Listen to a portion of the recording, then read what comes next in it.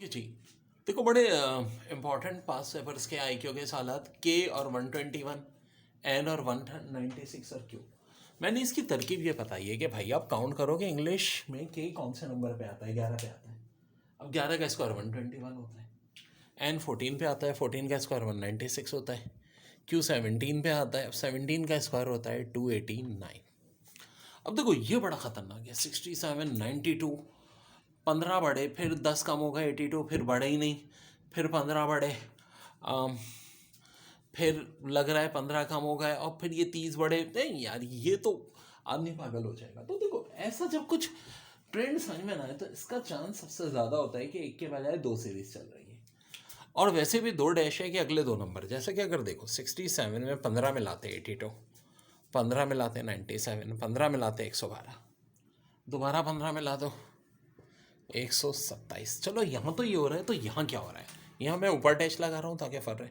92 में से 10 माइनस की 82, 10 माइनस के 72, 10 माइनस के 62, अब मज़ीद 10 माइनस कर दो 52, इसका आंसर हो जाएगा। यहाँ देखो 17, 4 बढ़ाए 21, 4 बढ़ाए 25, 4 बढ़ाए 29। यहाँ 6 कम किए, 4 बल्कि कम करे हैं। एक मिनट, ये थोड़ा गड़बड़ है। 4 कम 2 कम, या इसको 75 कर लो यार, वो सही नहीं रहेगा। 4 कम फिर 4 कम फिर 4 कम, तब 4 कम 71। यहाँ देखो ये 17 का क्यूब है, ये 18 का, ये 19 का, तो 20 का क्यूब 8000।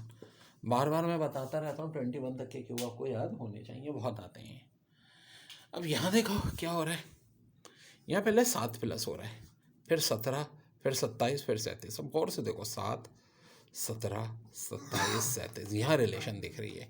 ये 47 प्लस कर दीजिए। यहाँ देखो 89 में 8 कम 81, फिर 8 कम 73, फिर 8 कम 65। यहाँ भी दो सीरीज चल रही हैं। यहाँ चल रहा है 6 का टेबल, 6, 12, 18, तब ये 24 होगा। ठीक है जी। बार बार जब तक इसकी प्रैक्टिस नहीं करोगे भाई, नहीं